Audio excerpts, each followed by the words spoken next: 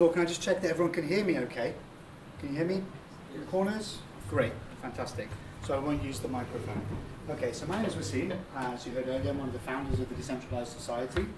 And we're going to talk about crypto economics, whatever that means, because this stuff is all quite new. So nobody even really knows what these things mean. By the way, I haven't got a that can make one. This link here is for the slides. So if you would like to see these slides again, you could make a note of this link and they'll still be there. All right, we talked about that. So I've got some questions for you. I want to understand how much you know about this stuff, why you're here, what you're interested in. So if you consider yourself to be new to the world of cryptocurrencies, blockchain, centralized technology, can you put your hands up? If you feel like you're really new, this is fresh, and it's like a brave new world. Okay, that's not as many as I thought. If you feel like you've been around for a while, you know what's going on, you obviously have a grip of what's happening in the technology or the markets, put your hand up. Let me know if you think you're kind of a pro, okay. And what about if you think you're the expert and you know everything and I'm just some idiot at the front that's talking crap? Oh, I was hoping somebody else could give the talk. All right, so the reason I ask is because, have you heard of the Dunning-Kruger effect? Have you heard of that? It's a very posh way of saying idiots on the internet don't realize they're idiots, right? You get an argument with somebody on the internet, they say something really dumb, you can't reason with them because they think they're really smart. Of course, it could also apply to yourself, right? So we don't know. But this is a really fun graph put together by a guy called Jameson Lopp, who is one of the most upstanding individuals in the Bitcoin space. There's a great website with lots of resources if you're just getting started, you want to learn.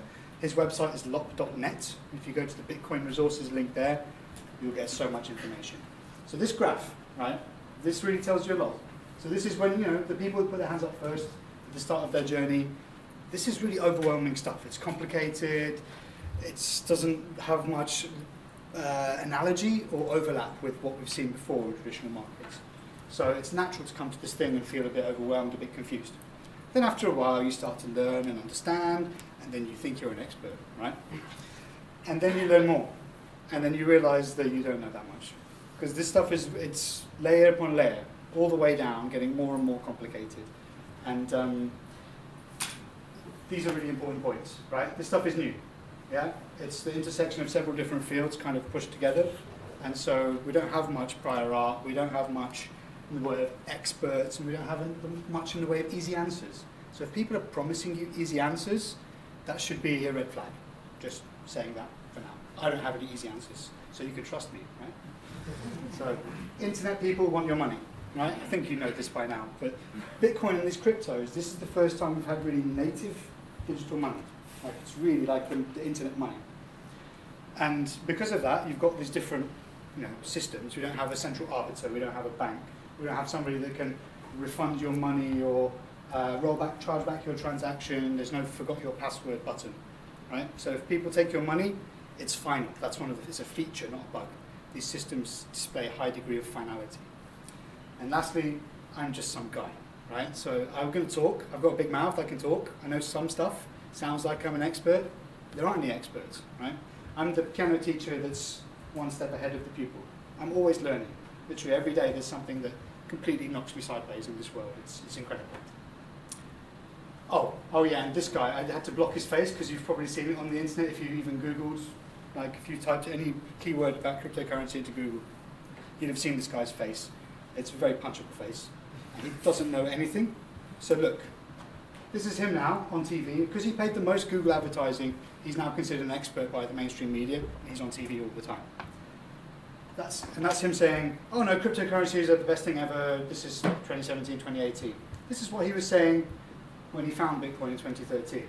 Saying it's dumb, it's a Ponzi scheme, and it's a scam, right? So why has he come back? What do you think? What's changed between 2013 and 2018 in the cryptocurrency space? Like 1,000-fold market capitalization increase? Well, that's funny, isn't it? Okay, so before we go any further,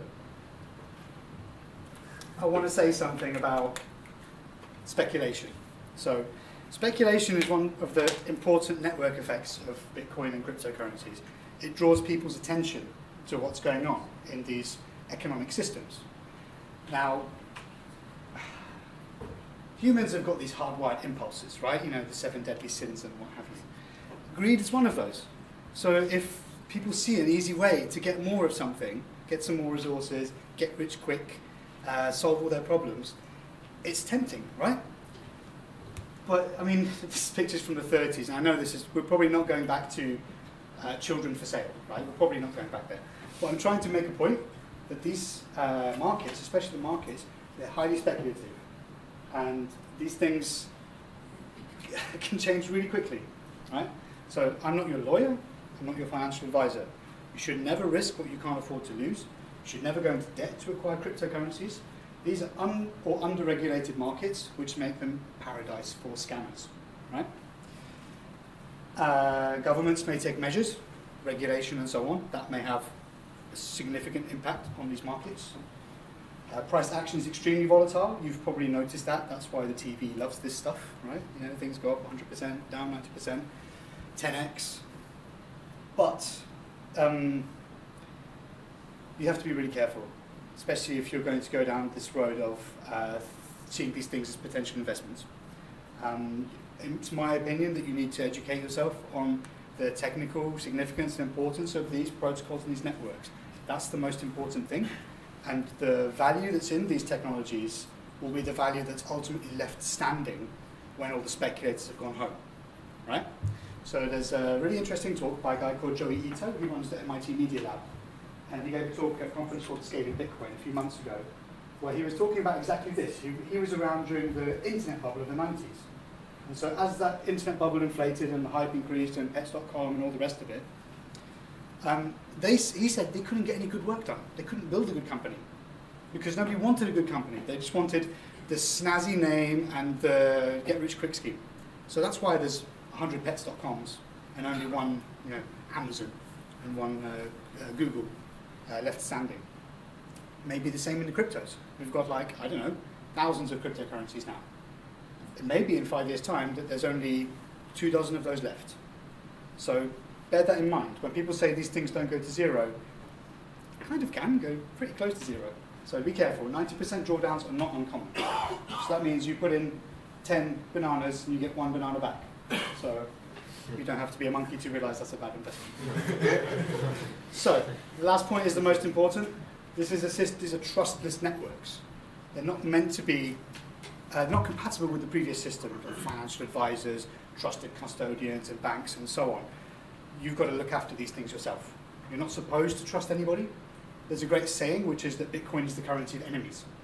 And what that means is you don't have to be friends with the man or the woman or the alien or the hyper-intelligent AI that you're transacting with.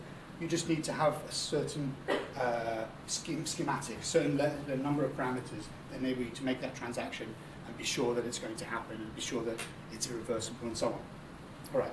And this is a really important acronym, DYOR. Do your own research. It's really important that you understand these systems. Okay. Has everybody seen Tulip Fever? I watched it the other day. It really reminds me of ICOs. So be careful. Be really careful. Okay. So, and on the subject of tulips, it's one of those very popular comparisons that's made between Bitcoin and tulips. Now, I'm a bit unsure that that's a really valid comparison to make. It feels like the tulip bubble was a very small amount of speculation, and they invented some advanced financial instruments, such as futures and options, in order to fuel this speculative mania.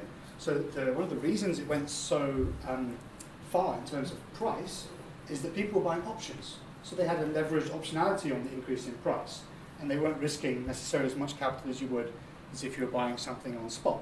And that just kind of, it's like trading on leverage. It multiplied this bubble. But from what I've seen, I've read some interesting papers from the Smithsonian recently, the tulip bubble was restricted to a very small number of speculators in Amsterdam, in the Dutch capital. This wasn't really a widespread thing. I don't think it would have been to the same extent as, say, the Great Depression, where children were for sale on the streets. I really don't think so. But the reason to talk about these things is because it's helpful to understand what money is. What is money? What are the properties of money? What makes something good money? And we can go back to Aristotle in the 3rd century BC, who talked about the durability, the portability, the fungibility of currencies. Does everybody knows what those words mean? I mean, durable, portable, fungible. Anybody not know what that means? Should I explain it? No? Okay, right. So fungibility is where one thing is the same as another. So I've got these two AA batteries in my hand, and they're pretty much interchangeable. You wouldn't know if I gave you the one in my left hand or the one in my right hand. So that's what fungibility is, the fact that something is equivalent to another thing. And those CryptoKitties that Iris showed you earlier, they're non-fungible. So one CryptoKitty is not the same as another CryptoKitty. Just as one cat is not, you can't just, you run over your neighbour's cat, you can't just go out and buy a new one, swap it, and everything's fine. Yep, they're not fungible. So, and then some of the other concepts and notions of what makes a good money are its ability to store value, its ability to be used as a medium of exchange, and its ability to be used as a unit of account. So unit of account is that, for example, the dollar is the unit of account in most futures markets. Gold and oil and these things are usually referenced against the dollar. Store of value, the idea of a store of value is that something won't degrade in terms of what it can buy you, what it can get you as time passes on. And we know who these guys are? Anyone? That's Jamie Dimon, yeah, that one's easy. It says JP Morgan behind him. This one? No? Daniel? Gartman. He's one of the Tulip crew. So I don't really think he understands what's going on, but I could be wrong. There does seem to be a generational thing going on here as well. Yeah? See these kind of old white dudes in the banks? They don't like this stuff so much. I don't know if it's they don't understand it, or they do understand it and they see it as a threat to the existing model. I don't really. Anyway, they like to call it tulips. So there's a great website called Bitcoin Obituaries. So every time you read in the paper, oh, Bitcoin's dead, they put it on this website for posterity. Yeah, 245 times we started. As of a few days ago. So, and here we've got like a little comparison of those monetary properties we were talking about: store of value, medium of exchange, and so on. This is a great quote from one of the crypto Twitter philosophers, Naval Ravikant. Tulips are not durable, not scarce, not programmable, not fungible, not verifiable, not divisible and hard to transfer. But please tell me more about your analogy. So, yeah, what more to say? I also take exception with this particular graph when it says that fiat is an excellent store of value. Does everybody know what fiat is in reference to currency? So fiat basically means by decree, let it be. So I'm the king of Strathclyde land, and I've made my own money, and I've said I put my face on it, and now it's the money of my domain. So that's fiat. I've just told you how it is, and that's how it's going to be. So there's a question about how good a store of value fiat currency really is. And I've got these two bits of research here. One is the long-term chart of the pound versus the dollar, and the other one is the purchasing power of £1 from when it was decimalised in 1971 until pretty much now. So that, okay, £1 in 1971 will now, the buying power is now 7.8 pence. So that means we've lost 92% of our purchasing power from a pound in the last 50 years, let's say. Does that sound like a good store of value to you? Okay, I think I've made my point. So we've talked about blockchains. I don't want to go over that anymore. But this is quite a nice slide because it shows you kind of, like Ivor was talking about, how you have your kind of base layer of your protocol, which is this blockchain, and then things can be built on top of that, like applications and so on. This is kind of how the internet was built up as well. Like we started with TCP/IP, then there was, we started with Ethernet, and then TCP/IP, and then HTTPS and SSL and so on. So these layers are kind of currently being built now. We're still trying to figure out how all this stuff should work so that we can then build higher layers. And knowing how something should work also involves knowing what something's not good for. So we're still in the stages of working out what a blockchain is good for and what it's not good for. That's, in my opinion anyway. Some people seem to think we've already got it nailed, but I'm not sure. Okay, so crypto economics. Crypto comes from the Greek to hide, like cryptography. Yeah? Economics, yeah, we're in a business school, you should know that. So the idea of trying to understand these ecosystems of cryptocurrencies, of tokenized commodities, these decentralized networks. So you've got something that's a protocol. Yeah, Bitcoin's a protocol. It's a way of computers to talk to each other, a messaging system. Bitcoin itself could be considered to be a currency. Yeah, some people talk about it like it's a currency. You could also think of it like a commodity. Some people like to call it digital gold. And it's also a kind of payment system, right? It's easy to send value from one place to another. So it's kind of all these things wrapped into one. And maybe it's not so great at all of them. And maybe that changes over time as technology changes. You've got to remember these things aren't set in stone. These protocols haven't been ossified. People are still trying to figure out how best to piece these technologies together so they work efficiently. Right. It's a multidisciplinary field, crypto economics. You've got in there, you've got things like game theory. We just heard about the Byzantine generals problem. That's a game theoretical problem. You need to understand how the different stakeholders work in these decentralized networks. They may not be friends. They may be adversarial. Then you've also got the monetary side in terms of finance, investing, and trading. You've got these borderless technologies, but we all exist. We're centralized bags of meat and water. We exist in a place. Yeah, and that place that we exist in, we're subject to regulations, rules, and things like that. So geopolitics has a big effect. Whether it has a direct effect on the protocol itself or not is one thing, but the regulation can sure as hell have an impact on people's lives, or the businesses, or the institutions built around these protocols. I've also said thermodynamics and entropy. That's a posh way of talking about the mining, yeah, the Bitcoin mining, the proof of work. And distributed networks and applied cryptography, the real kind of nuts and bolts, the technical side of it. So, it's my pretty picture time. This is like the most important thing in the talk in my opinion, so I'm going to read it out. Cryptographic tokens can be used to create necessary balance of incentive structures in a fully decentralized peer-to-peer network for it to flourish in spring and survive in winter. Natively digital money built upon free open source protocols has led to a Cambrian explosion in monetary experiments and technological abstractions of value. Does that make sense to anybody? No? I tried to use some fancy words. Basically, the whole kind of nub, the whole point of crypto economics is that we're using these tokens that we built on these protocols to incentivize people, or the participants in these networks, to act in a way that benefits the network. That's kind of where we're going with this. It's a carrot and stick. Yeah, the token is the carrot. We may get to the stick later. Cambrian explosion. Okay, so this is a period in time in the evolution of life forms on Earth, basically when everything was kind of coming out of the water, from the water to the land.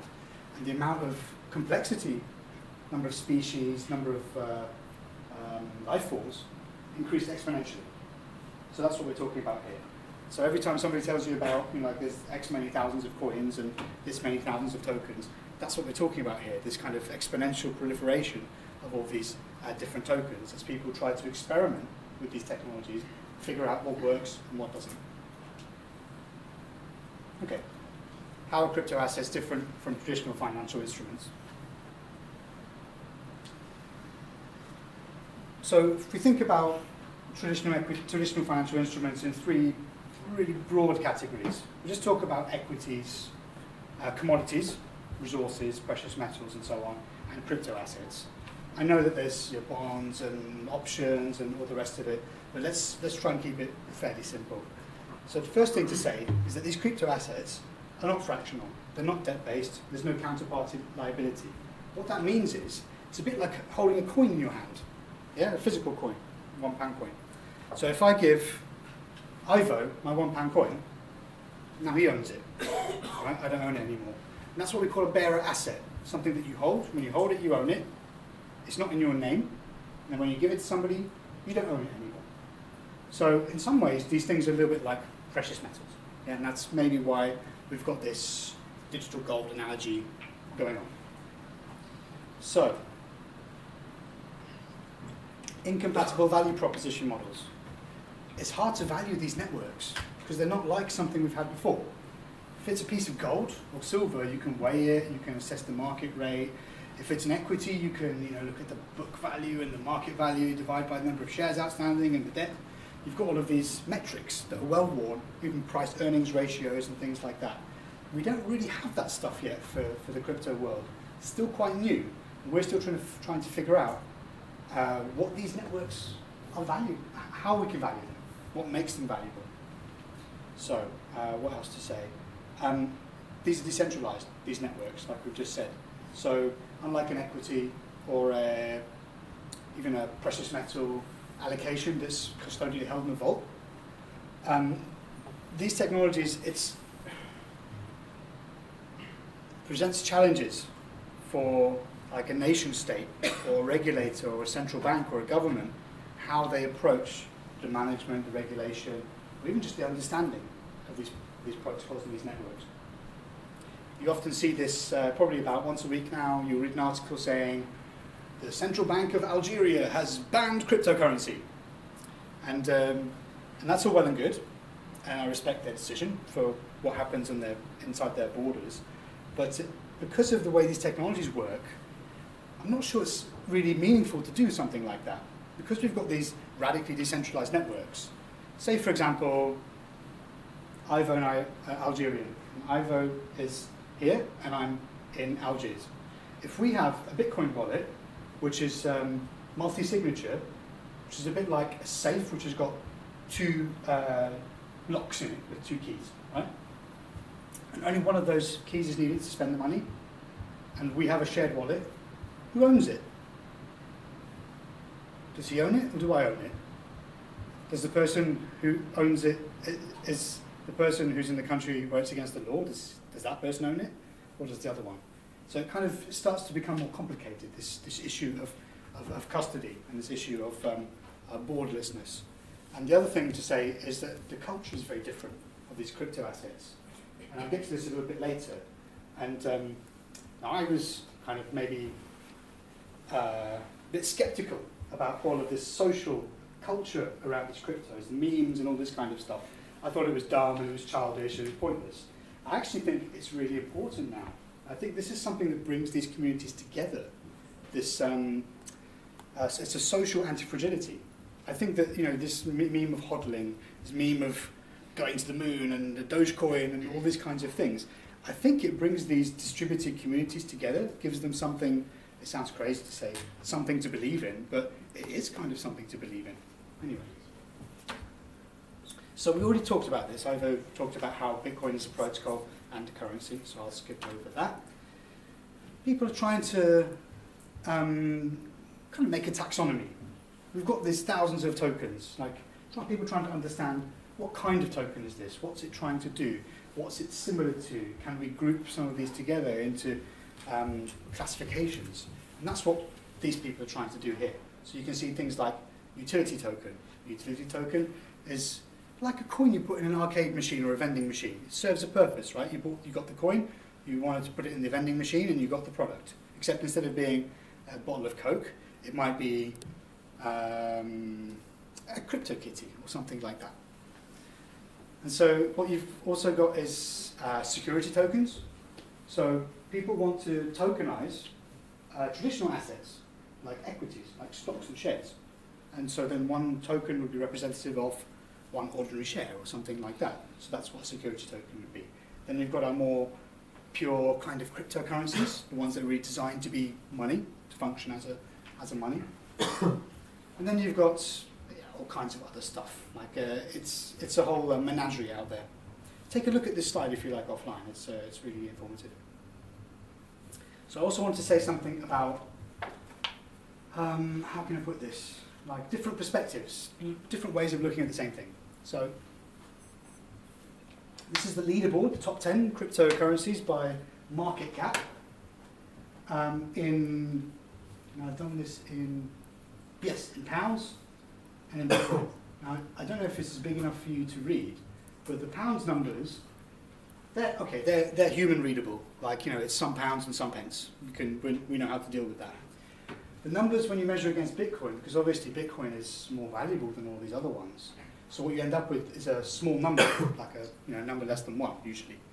And sometimes that number is like 0.00000, whatever, right? This is really unfriendly to human, like, if you're not used to seeing these kinds of numbers with 7 decimal places after them, it's kind of hard to deal with. So I think most people, when they first see these numbers, they instantly switch to a currency that they understand better, like USD or the pound or whatever else. The reason I mentioned this is because this is kind of a thing called unit bias, where you're kind of not really willing to deal in the native unit of the crypto system, which is Bitcoin, in my opinion, and you'd rather deal with something that's more familiar. But because you're dealing with something more familiar, you've got a different set of heuristics. You get a different set of data from that. So what's been happening in the market recently is that coins which have very high supply, a very high number of coins outstanding, and very low price per token, they've been going wild. And I think that's because people have been looking at them thinking, wow, Ripple's only 30 cents, that's cheap, Bitcoin's $10,000. Not taking into account the fact that there's a bajillion Ripples, not to mention the amount that the company is sitting on, and the founders. So this is kind of a unit bias. People are just looking at, what coin can I get for $1, rather than thinking about the actual value of that network. Okay, so I've already introduced some of these game theory scenarios, like the Byzantine generals problem, which is also known as a governance mechanism or a consensus mechanism. So like Ivo mentioned, these are ways for different stakeholders in a network to try to come to agreement about something, usually about the shared state of the transactions in the ledger. And you see some really interesting behavior between the different stakeholders as their incentives change over time. Does anybody know who this guy is, by the way? John Nash. Yes, great. Really smart guy, not Russell Crowe. He's less smart. So, these are the network stakeholders in a proof of work system, in a mineable blockchain, like Bitcoin and Ethereum, for now. And you've got these different stakeholders, these different constituents in the network, and they basically kind of have to agree on what's best for the network. And if they don't, then there's problems. So, because Bitcoin was first, and a lot of these things were not really foreseeable, it doesn't really have a mechanism for reaching consensus outside of a bunch of energy is used to win a race in solving a puzzle, which allows somebody to mint a block. So every 10 minutes, the network comes together, agrees on the most up-to-date set of transactions in that ledger, and that's when the block is made. Now, we start to have problems when not everybody's interests are aligned. And it's also that sometimes, most of the time, actors are rational. Yeah, they want to do the thing that benefits them the most, right? That's what an economically rational actor is. But sometimes people do things for selfish reasons. Yeah, so they're trying to game a particular system, for example, rather than what's best for the network. And so we sometimes get problems in the Bitcoin system in particular when things like that happen. Okay, balance of incentive structures. As I said to our friend over there, these tokens provide the incentives. That's what they're doing. If there wasn't a token on Bitcoin, nobody would mine it. If nobody mined it, anybody could double spend it and rewrite the chain, and it's just garbage. So it wouldn't be secure. Now, other people are working on different kinds of consensus algorithms. You might have heard of proof of stake, for example, which is rather than burning electricity, people are rewarded with a portion of the proceeds from each block through a system that's a bit like putting your money in the bank. You open your wallet, you put your coins in it, you kind of lock it in the wallet, and you earn interest. It's something like that. And some of the most interesting systems, I would say, right now, are ones which are hybridizing these consensus models. So you've got proof of work, using thermodynamics and mining to secure the network, and you've got proof of stake. So the stakeholders, or the people that have the coins, are almost keeping the miners in check. Yeah, so there's like it's a checks and balances system. So, but this is all trial and error. You know, people are trying to understand what's been difficult with Bitcoin and trying to improve it in the designs of these next generation systems. All right, yeah, we already talked about Byzantine generals problem. So, I mean, it really comes down to how can agreement be reached on a network with a high degree of certainty that that is what everyone really agrees on. Because there's always the possibility, see the guy with the pitchfork, I mean, this is bad. Yeah, there's always the possibility that there's an actor in the network which is not aligned with the others, with the generals. It might be a spy, and they're telling you to attack different times. You know, from the left they attack at sunrise, the right they attack at sunset, and yeah. So this is, I mean, game theory and this Nash equilibrium economics. You could spend days talking about it, and I'm convinced that in the next editions of these textbooks on game theory, there will be a section on public blockchains, because this is like a really interesting laboratory for these game theoretical scenarios. All right, so now I want to show you some pretty pictures. Oh, let's take a breather for a moment. Does anybody have any questions or comments or anything like that? Sure. Since the cryptocurrencies are not based on anything for value, so is it fair to say then that their value is based on the price momentum, based on the balance supply chain?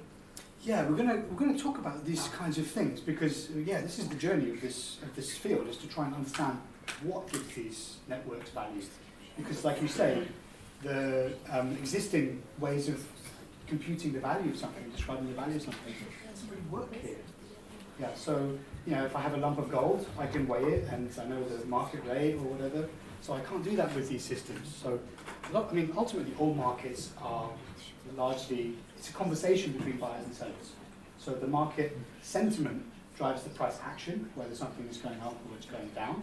That's usually driven by some kind of, like a news or something like that, or macroeconomic situation. I'm talking about crypto macroeconomics, not necessarily like what Yellen is doing or something like that. I still think this asset class is pretty much uncorrelated. I don't think it's really so connected to stocks, currency, and things like that yet.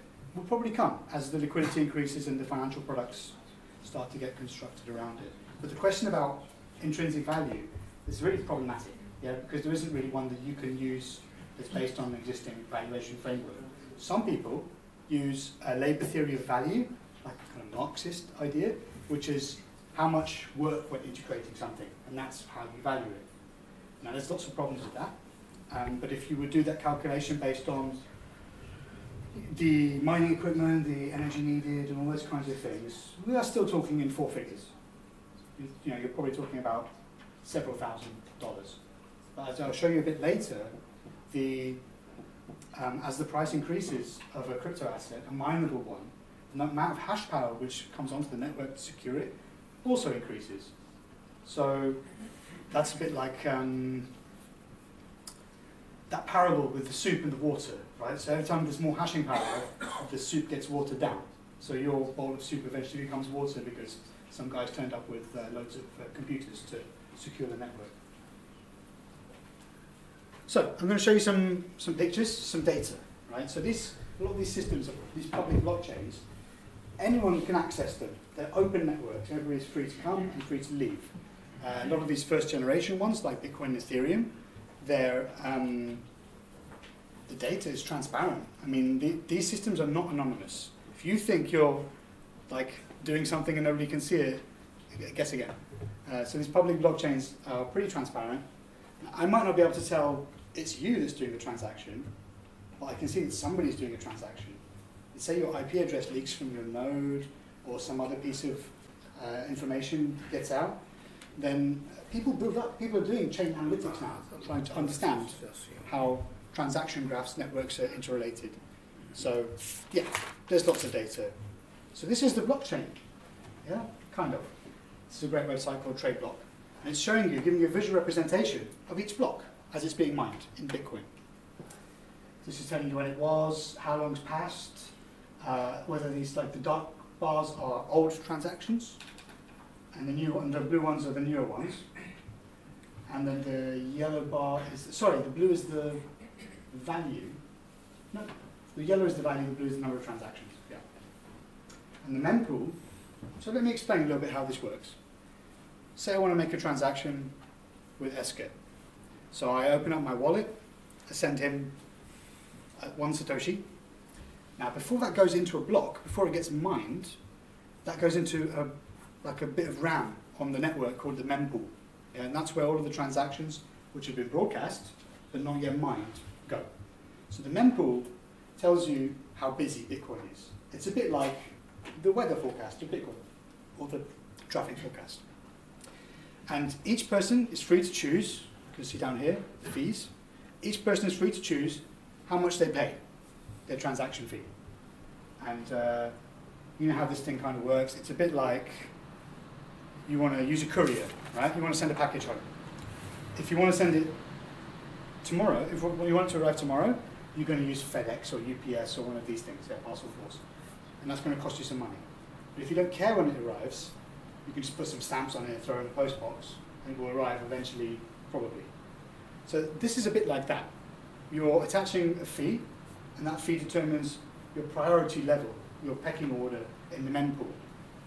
So over Christmas, when the mempool was especially large, I tried to send some really small transactions to a friend just to see if he would get it, like $6 transaction. And obviously, if a transaction is $6, you don't want to pay a $50 fee to do that. So I tried really hard to lowball the fees. And those transactions only went through last week.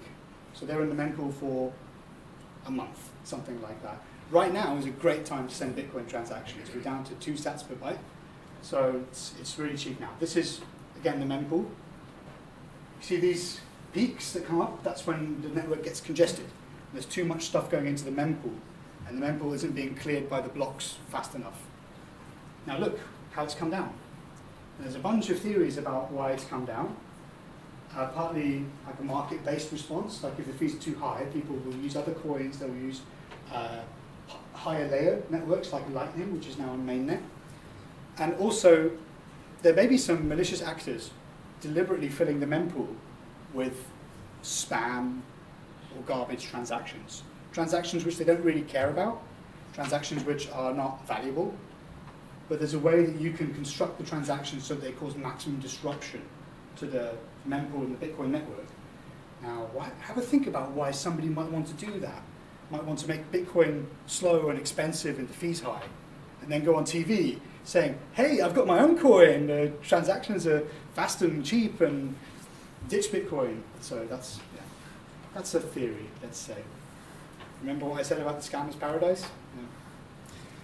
So as these systems get more complicated, this is what I would say like a 2nd or 3rd generation public blockchain. It's called Decred. And this is a mixture of proof of work and proof of stake. So you have miners securing the network with thermodynamics, and you have the stakeholders which are providing the necessary set of checks and balances to keep them honest. Now this is so much information in this thing, and there's like all these different drop-down boxes on the blocks themselves, the marketplace, where the nodes are, how the staking and the mining is working. Really incredible. If you guys like data, you should go to some of these websites. This is dcr.farm.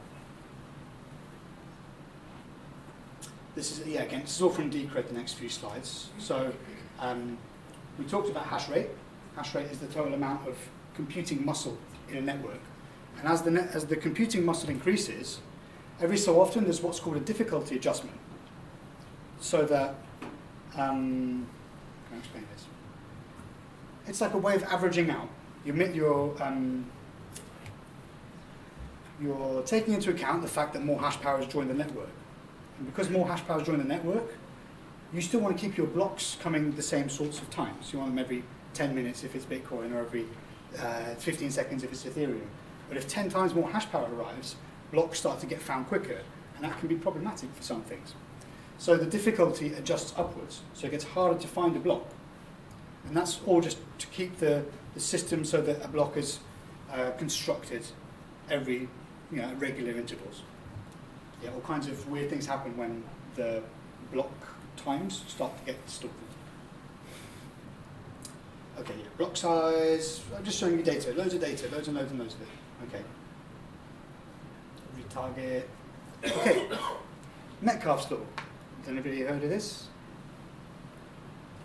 What about Moore's law? You heard of Moore's law? Right. So Metcalfe's law is the Moore's law of networks. And the idea is that the value of a network increases with the square of the number of nodes, number of participants in the network. It's pretty similar to Moore's law, really. And what it's trying to illustrate on this slide is that, you know, having a telephone network with 2 lines is not that valuable, right? Maybe it's your mother, she's valuable to you, I won't question that. But the larger the network gets, the more it,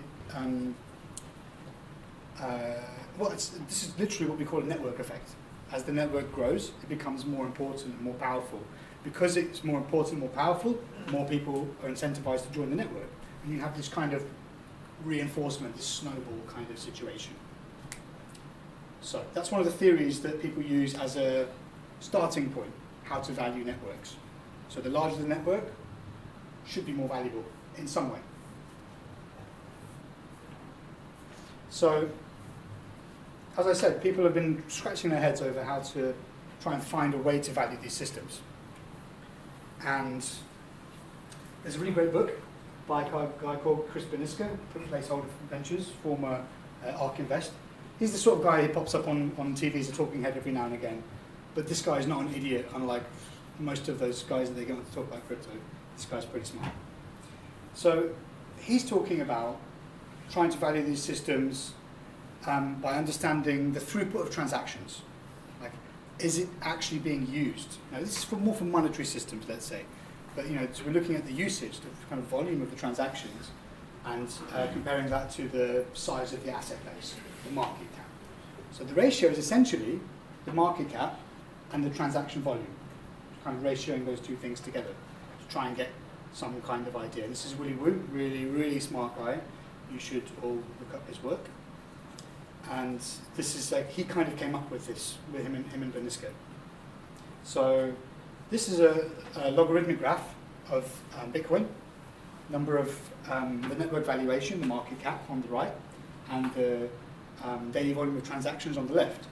That has a pretty good fit. Like, for something as crazy as Bitcoin, the fact that that's tracking in a reasonable way is remarkable in itself. And this is kind of the same thing. So what it's doing here is by making a ratio, you've kind of got a metric which stays within this kind of set of bounds, except for when the mania is really kicking in. So there was a big mania in this kind of time as well. So if you look at this metric, it doesn't seem like we're that horrendously out of kilter with reality. But that's not to say that this method of valuation is going to work in the future. I mean, we just don't know. Yeah, past is not prologue. And this is another, Donald McIntyre trying to understand how different kinds of money might map onto Bitcoin. Have you come across like M0, M1, M2? Different kinds of money, like base money and broad money and so on, like cap paper money and then the money that's in people's banks and all that kind of stuff. Anyway,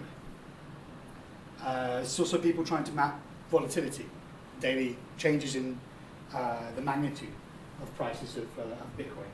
And even though it seems like it's always volatile and it's always crazy, the volatility is kind of decreasing as time goes on. And that makes sense if you think of these systems as immature networks, immature protocols, which are converging upon their ultimate values or their fair values, or that their potential is being realized, let's say. Okay, this is a bit of a mess, but I want to show you because it's pretty interesting. It's again Willy Woo, and he's mapping Bitcoin versus every other coin. Well, top 125 coins. Now what this tells you is, like, most of the stuff is underneath Bitcoin, which means that Bitcoin is a better investment than most of those things. Right? Bitcoin has held or increased its value better than those. Given that most of them are measured against Bitcoin, in terms of their unit of account, it's telling you that most of the time it's more prudent to be holding Bitcoin than it is to be holding an alternative investment. So again, that's up until now. No telling what happens. What color is Ether? I'll give you the link for the. Oh, yeah. I don't know. But Ether would have started maybe this one, 15. See this purple one? Could be that. I don't know. So again, people trying to understand and classify these different kinds of tokens and currencies, trying to find ways that they can parameterize, categorize, look for similarities and differences. Okay, now we'll talk a little bit about supply and demand. So the mining is just throwing computing power at a problem. Yeah. So using what's called ASICs, application-specific integrated circuits, custom-built hardware designed specifically to solve the hashing puzzle, SHA-256. So these are machines which there's millions of them now, purpose-built to only do this one thing. They're absolutely terrible at anything else, but they're amazing at this one thing. And the amount of hash power they've got, the amount of computing power, cycles, on SHA-256 is now orders of magnitude more than the computing power that Google, Amazon, Facebook have in all their data centers. So it's very focused kind of computing, but it's huge amounts. I can't even remember the figures, like exahash, if that's the thing. I think we're into exahashes now. So this graph is really important because this tells you how the supply issuance of Bitcoin and other Bitcoin-like currencies, a lot of them are based on Bitcoin code base. So what this is telling you is the number of coins which are given out as the reward for solving the puzzle and minting a block is decreasing every 4 or so years. So at the start of Bitcoin's inception, you would get 50 Bitcoin for every block that you would find. So that's 50 Bitcoin being created every 10 minutes. Yeah, pretty much like that. And then there was something called the halving. So that block reward was halved in 2013, I guess. And there was another halving in 1617, like a year and a half ago. And that's going to keep halving down. So what you're getting is an exponential decrease in the emission rate. And that's happening as the number of coins which exist tends towards the maximum that will ever be released. So we've already issued 85% of all the Bitcoin, something like that. So there's not that many coming from the mining now. So it tells you something about how incentivized these miners are by the tokens that they're mining to be throwing this unimaginably large amount of hash power at the problem. Yeah. So they must think that these things are going to be valuable in the future, I guess. So, oh yeah, this is one more. This graph here, it looks ridiculous, doesn't it? It just goes up and up and up. Is it the price? No, it's the hash power. The hash power is more parabolic than the price. The hash power is just going up, honestly, just up. So there's more people joining the network to compete for the right to mint those blocks and get those coins. So maybe you've heard this idea or this narrative in the news that Bitcoin is really unenvironmentally friendly, uses a lot of energy, as much as a first world country, and therefore Bitcoin's bad. Anybody heard that? Anywhere? Yeah. All right. So I have a rebuttal to that, and the rebuttal is that because the tokens act as incentives, like financial incentives, this is pretty much the most direct kind of incentive you can have. There's incentive to be able to generate energy cheaply, reliably, and efficiently, right? And that's a monetary incentive. You can convert your energy into money, into Bitcoin or other cryptos. So my theory, well, it's not even my theory, but the general theory is that Bitcoin and cryptocurrencies will actually lead to an increase in the motivation for finding large surplus sources of energy from renewables, from geothermal, from hydroelectric power. And some really interesting stuff happening in quiet corners of the globe where there's a lot of power generation potential, but there's no people. So think about a hydroelectric dam somewhere in the wilderness of Canada. Nobody lives there.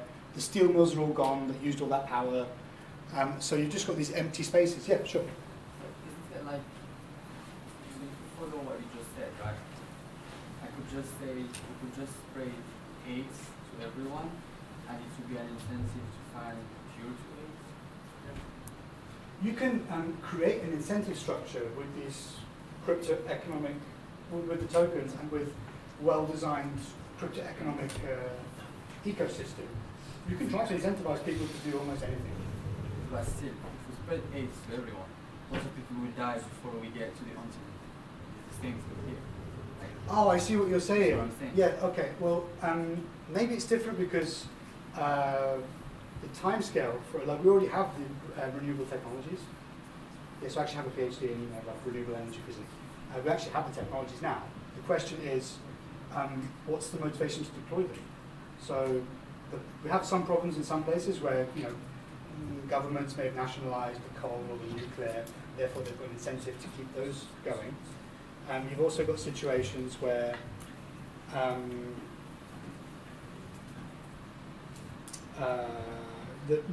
say things like solar panels are not actually being deployed because there's no need for the energy.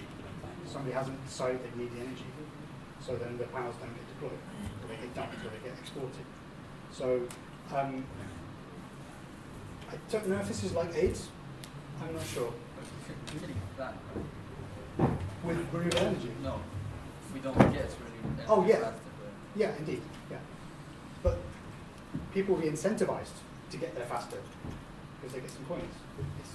Since people are incentivized to build renewable energy, why the blockchain research community is incentivized into moving out of proof of work and out of mining instead of Yeah, following this protocol, since it's it's a good question. Yeah, I mean, ultimately, people have different ideas. Yeah, so some people have the idea that proof of work is bad, is inefficient, and other people have the idea that proof of work is the only way you can truly secure one of these networks. And I don't think we know the answer yet, which is why you have different people working on different ways to do things. So the problem with proof of stake is nobody's proven that it's secure. There's a whole bunch of attack vectors which I haven't seen a proof yet. Some people are building formal verification systems that they say will assure certainty, or a high degree of certainty, that the systems are secure. But these things you need battle testing. You need to test it in the wild. I mean, there's no right answer. We really don't know yet. Yeah, it's a good question. All right. Where are we? Oh, yeah, this is great. So there's a guy called Peter Todd, one of the Bitcoin contributors, and he did a great talk online, it's available online, about Bitcoin mining in space. Okay, so in space, here's the solution, here's the environmental solution, yeah? We do it all in space. So there's limitless energy, yeah? We can just put some, like they do with space stations, solar fans, catch all the sunlight. We can beam the Bitcoins down to Earth, we don't even have to beam the power down. So in Japan, they're experimenting with collecting energy in the atmosphere and then beaming it down. It's horrendously inefficient. But if you can use the energy in space, mining Bitcoin or whatever, you can just send the Bitcoin down. It's much easier. So that is like sci-fi stuff. I don't know if we're going to get there yet. Let's see how we get on with the solar panels first. Okay, so there's another way of issuing coins, not just with mining. Some people think that the mining is the most honest way. Yeah. My question is a good business joining the mining business? Like, what do you think? Well, it depends. It really depends. So you've got what I would say is two different approaches. One approach is what I call commodity mining, where you, it's like an arms race. You just need muscle, like huge factories and cheap energy and loads of computers to compete with the big players. That's commodity mining. It's like regular mining, digging a big hole in the ground. You just need to throw energy and money at the problem. Yeah, that's your investment thesis. The other way of thinking about it is what's called speculative mining. So you're mining maybe newer coins, different coins, less well-known ones, and you're speculating on the change in those coins' value. So whether mining is profitable or not is a function of quite a lot of different variables, like the accessibility to your equipment, price of your power, the choice of what you mine, and all these other things. It's kind of complicated, actually. Yeah. Hey. like Wassim, can I just suggest that you take questions in the breakout session afterwards? So Sure, just okay. In the interest of time. That sounds fine. Yeah, so we'll race on now, and then we'll have a chat later. Okay, so we talked about mining. Now I want to say something about ICOs. Have you all heard about ICOs? Yes, you probably have by now. So the idea of a token generation event or initial coin offering didn't used to be that much of a maligned idea. It was like just one of the ways you could launch a project. But since we started to get platforms like Ethereum and others like it, it became very easy to issue a coin on top of an existing platform. You don't need to have your own blockchain, you don't need to do any mining, you just need to pay a bit of ether, then you get your token through a smart contract. So because it's become so much easier, that's what's led to the proliferation of all of these tokens. And so the economics of these pre-mined tokens, or these tokens which are kind of created all at once rather than mined gradually, is kind of different, right? So you end up, it's a bit more like shares. The company floats, it has a bunch of shares, it distributes the shares to its shareholders. And that's kind of what's going on with these systems. So people criticize these TGEs, as well as proof of stake systems, for not being as fair with the distribution of the tokens. So the tokens can very often end up in the hands of very few hands, founders and insiders and so on. I would also say that, coming back to what we were talking about, the incentive structures, the incentive structures in an ICO are not that well balanced at the moment. I feel like it needs to improve a bit more. At the moment, everything is geared up towards giving the founders, startup people or whatever they are, just give them all the money straight away. They come to you with a PDF, white paper, and say, I'm going to change the world with my PDF. Give me a bazillion ether. And then they get given some ether, and then they may or may not go off and do their project. I mean, if you've given them everything at the start, the incentive to continue and complete is less. So that's one problem. And I don't know if anybody saw that episode of South Park with the Bro Down. You should watch it. Yeah, they didn't do an ICO. That's Photoshop. All right. So here's an example of an ICO. So this is Gnosis, prediction market built on Ethereum. Actually, pretty interesting project technologically, but some kind of weird stuff went down with the ICO.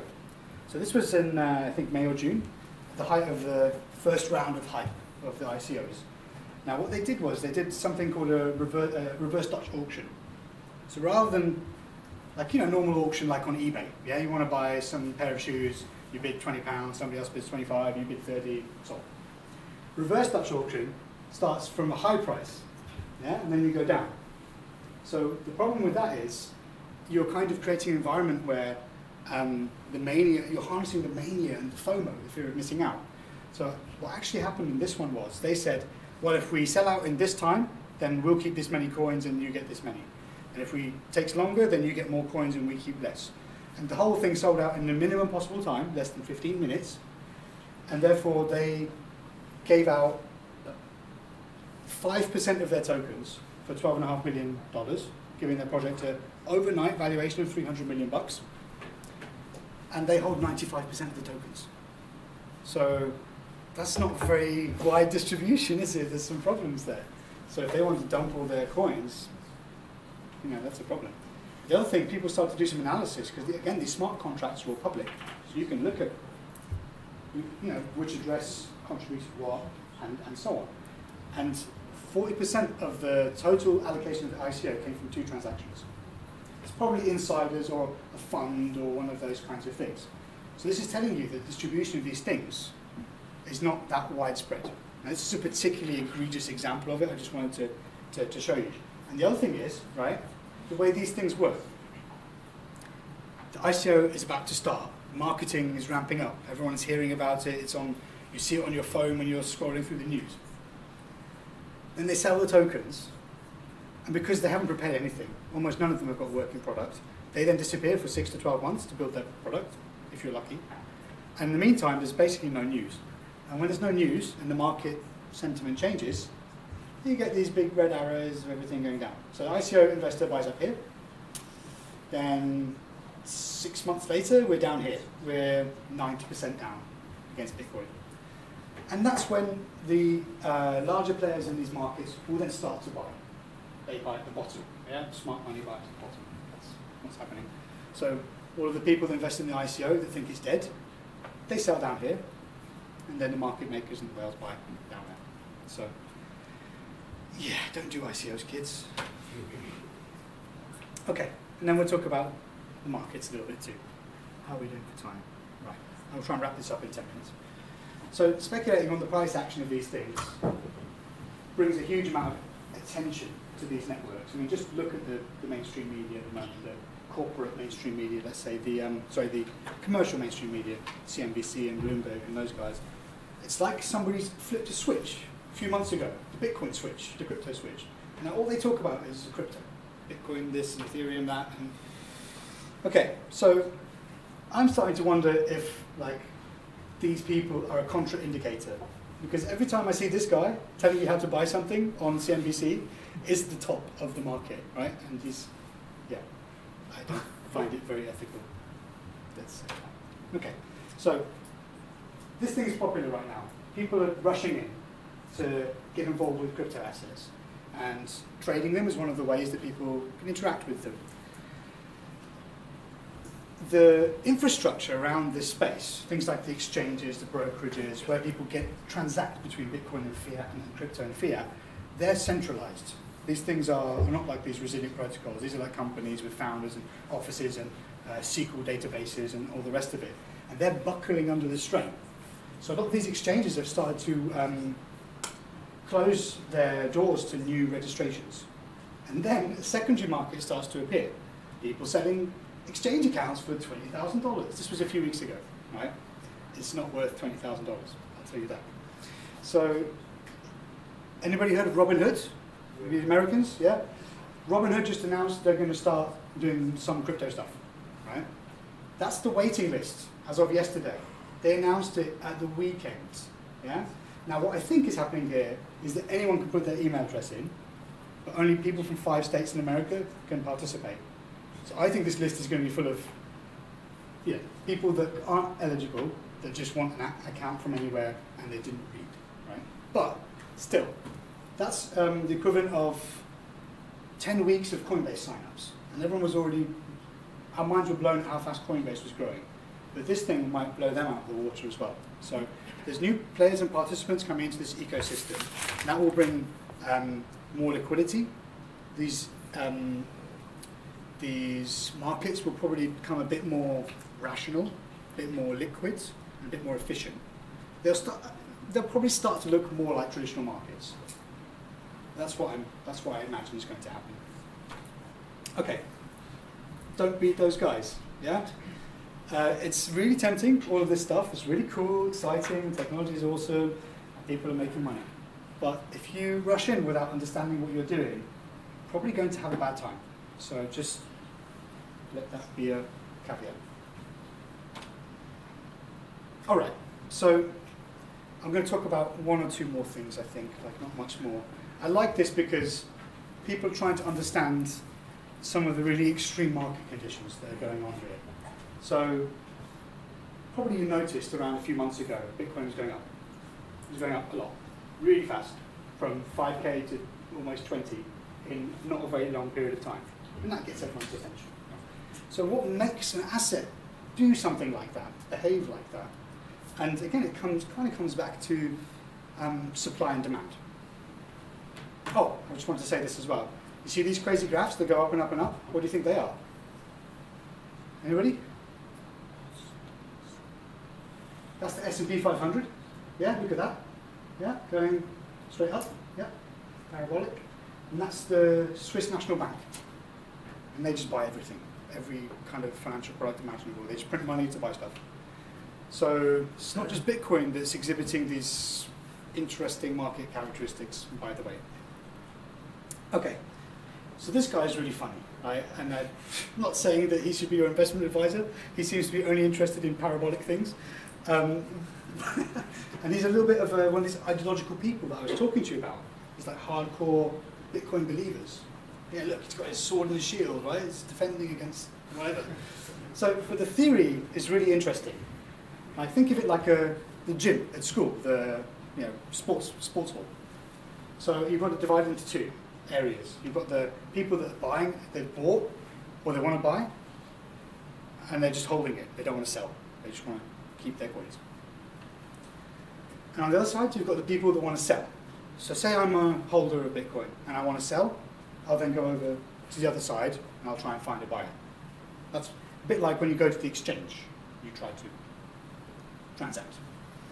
Now all these people outside the gym, that was the zombies. Yeah, they want to get in. They're motivated to enter the gym. Now as long as a great number or a large percentage of the people that hold the asset aren't interested in selling it, that is a huge downward pressure on the supply.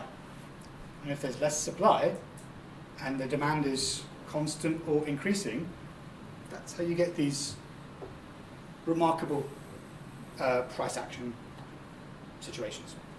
All right, so I'll just really quickly go through this. When we look at this kind of cryptocurrency ecosystem, I like to think of it in this, I've got a master's in astrochemistry, so I like to think of these things in ways that I can understand. So I think of Bitcoin like the sun, right? And then Ethereum is Jupiter, and then all the other ones are the moons and the planets and stuff. So imagine if the sun caught a cold, yeah? All the planets are screwed. So that's kind of what happens in these markets. If Bitcoin moves too fast in one direction or the other, the whole thing looks really bad. So most of the rest of the ecosystem seems to be dependent on a reasonable level of stability in the price of Bitcoin. And you can see this really clearly when you look at the markets. When Bitcoin's trending, yeah, you can see the effect. Oh, another thing to say is that Ethereum is now becoming a bit like Bitcoin in that way, because there's so many tokens in that ecosystem under Ethereum that it's almost having its own kind of gravitational influence on the tokens in its ecosystem. All right, this is really important. Look this up if you haven't seen it and you're interested in the crypto markets. This is not from crypto, this is from the stock market. It's just trying to show how sentiments change through market cycles. And seems like there's a cycle between altcoins and Bitcoin which lasts maybe a bit over a year, something like that. From the whole kind of, everything kind of, people lose hope, and then they get kind of exuberant, and then they lose hope, and so on. So it's a big cycle. Now, that's against Bitcoin. But if you're measuring the value of your thing against something which itself is increasing in value, then it looks more like that.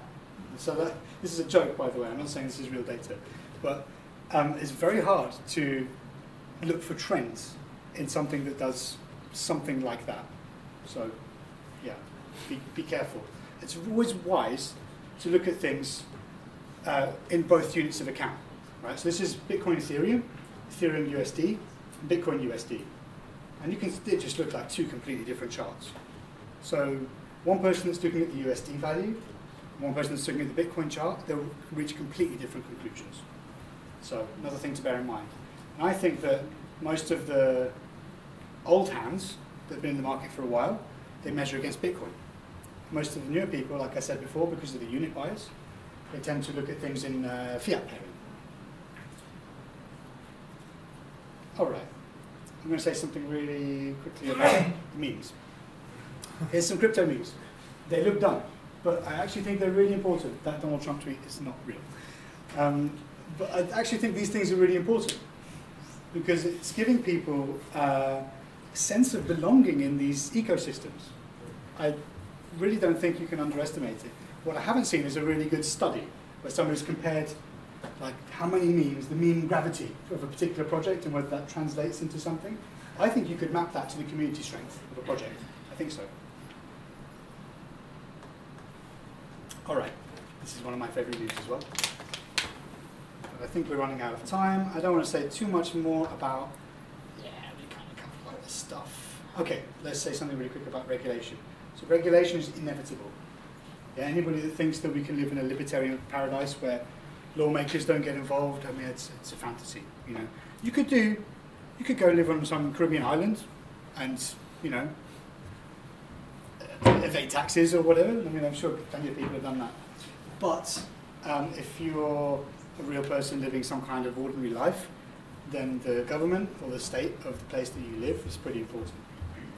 So the hope is that the regulators and the lawmakers have a sufficient level of understanding of what's happening in this ecosystem so that they can regulate it effectively, not just ban stuff and send it to the black market, like, some common sense regulation. And we are seeing some common sense regulation, and we're seeing some that's more reactionary. Ponzi coin, don't buy it. All right, and then that's the slide from the World Economic Forum, and then again about the regulation. But why? Why is it being regulated? Why are people interested in it? Why are governments interested in it? If it's just tulips, why would they be interested? And has anybody heard of Nassim Taleb? Black Swan, Anti-Fragility, Skin in the Game. This is a recent quote of his, a foreword to the new book, The Bitcoin Standard by Seyfedin Ammous. Bitcoin is an excellent idea because it fulfills the needs of the complex system, not only because it's a cryptocurrency, but precisely because it has no owner, no authority that can decide its fate. It is owned by the crowd, its users, and it now has a track record of several years, enough for it to be an animal in its own right. And I think he's onto something there. So that's pretty much it, and let's have some chats and discussions. We can have chats and discussions outside, I think. Let's do that. Yeah, thanks very much. Thanks for coming.